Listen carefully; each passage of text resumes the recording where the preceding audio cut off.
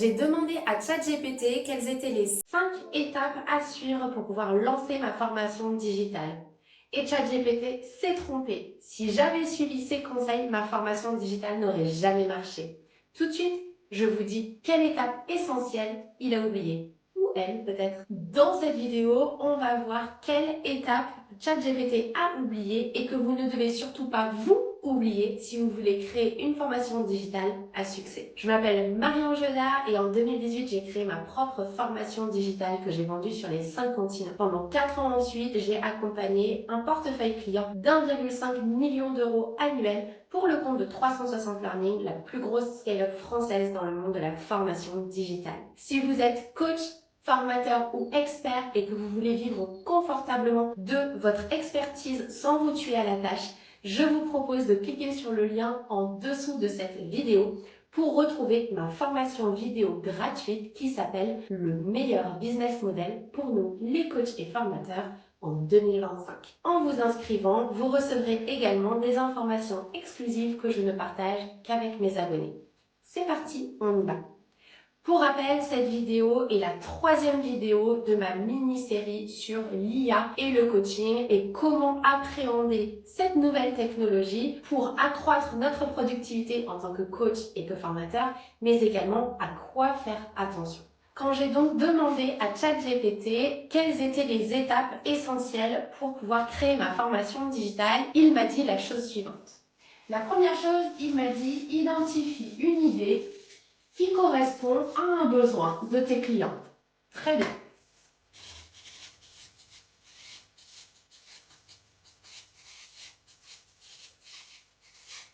Parfait, c'est validé. Et ensuite, c'est là que le bas blesse. Il me dit, crée le contenu.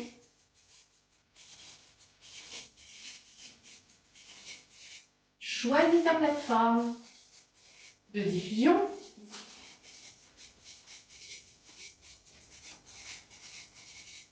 Élabore une stratégie marketing.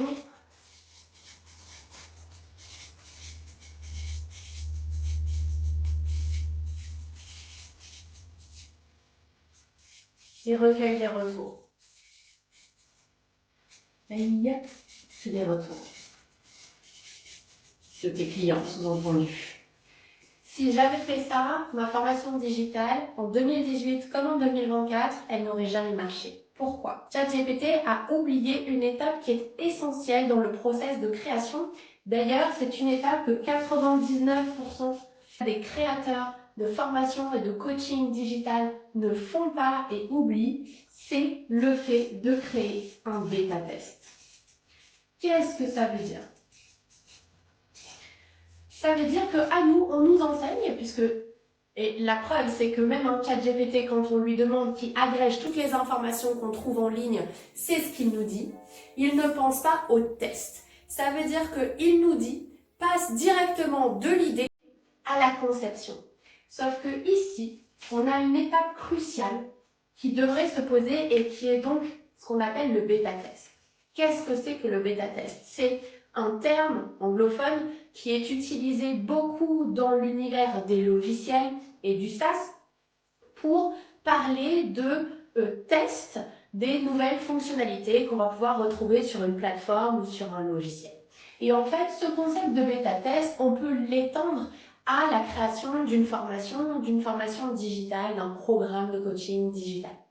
Pourquoi? Parce qu'en fait, il va falloir avant même de créer notre formation ici, donc de passer du temps, de l'énergie, d'investir du temps et de l'argent à la création d'un contenu alors qu'on ne sait pas si il est demandé, il va falloir venir valider que notre idée est bonne et que nous avons déjà des personnes qui veulent au minimum tester notre formation. Et donc, si je devais vous donner les bonnes étapes dans l'ordre, ce serait bien sûr identifier une idée qui est donc la même chose qu'en haut, selon le besoin. Ça, c'est une vraie bonne chose à faire. Pas juste comme ça, qu'est-ce que j'ai envie de faire, mais de quoi le marché a besoin, qu'est-ce que mes clients veulent. D'ailleurs, on verra en détail dans la prochaine vidéo de cette série quel est le prompt que j'utilise et que vous pourrez aussi vous utiliser pour déterminer quels sont les besoins de vos clients potentiels dans votre niche. Ensuite, on va communiquer l'idée. Quand je parle de l'idée, je parle d'une idée d'offre de formation avec les différentes choses et ressources que vous voudrez mettre à l'intérieur. Et on va venir pitcher cette idée-là. Et ce n'est que en ayant des retours de gens intéressés par l'idée que l'on va venir dans un troisième temps sélectionner nos bêta-testeurs déjà.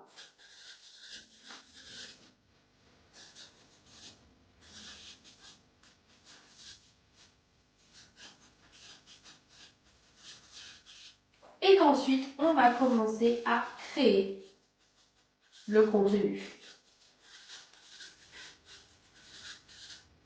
Pourquoi? Parce que si je fais cette étape-là, que je communique sur l'idée de ma formation et que je vois que ça ne prend pas, les gens ne comprennent pas, les gens n'ont pas vraiment ce besoin, les gens ne sont pas intéressés et ne viennent pas vers vous, eh bien ça veut dire qu'il va falloir repartir à l'étape numéro 1 et réitérer. D'accord? Si, quand vous êtes à l'étape numéro 2, vous voyez qu'il y a des gens qui lèvent la main et qui disent « Ah oui, moi, ça c'est mon problème, moi je veux atteindre ce résultat » ou oui, j'ai besoin de régler cette problématique », alors vous pouvez passer à l'étape numéro 3 et puis à l'étape numéro 4. Une fois que vous aurez créé votre contenu, vous le mettrez à disposition au fur et à mesure des premiers clients testeurs. Donc je vais le noter ici. Donc là, vous allez vraiment faire dérouler votre bêta-test sur plusieurs jours, plusieurs semaines, et vous allez effectivement recueillir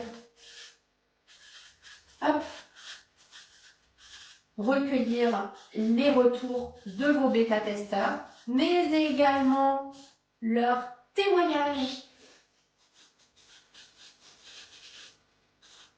pour pouvoir les utiliser dans votre stratégie marketing. Donc, et là je mets strat marketing, vente en tout cas, parce que c'est pareil, le marketing c'est pour vendre.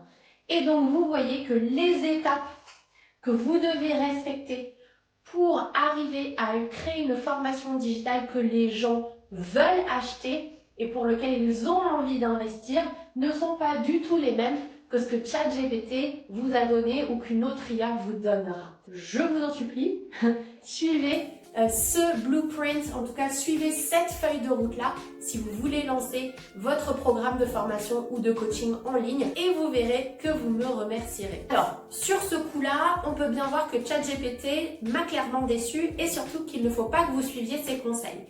Par contre, il n'y a pas tout à jeter. ChatGPT et les autres IA tels que Claude.io et Gemini peuvent être de sérieux alliés pour notre productivité, la création de contenu, la création de nos offres de formation également. Et ce sera donc l'objet de notre 4e vidéo de formation sur ce sujet de l'IA et du coaching. Dans la prochaine vidéo, vous retrouverez les 6 prompts que j'utilise régulièrement pour m'aider à être plus productive dans mon business de coaching, que vous pourrez tout simplement copier-coller pour vous aussi avoir une activité beaucoup plus productive. En parallèle, si vous êtes intéressé par le fait de monter votre propre formation, programme de coaching digital, je vous invite à cliquer sur le lien en dessous de cette vidéo dans la description. Vous aurez accès à une vidéo de formation gratuite où je vous explique comment mettre en place un programme de formation ou de coaching digital qui soit simple, qui soit rentable et qui soit scalable. Je vous dis à très vite dans la prochaine vidéo.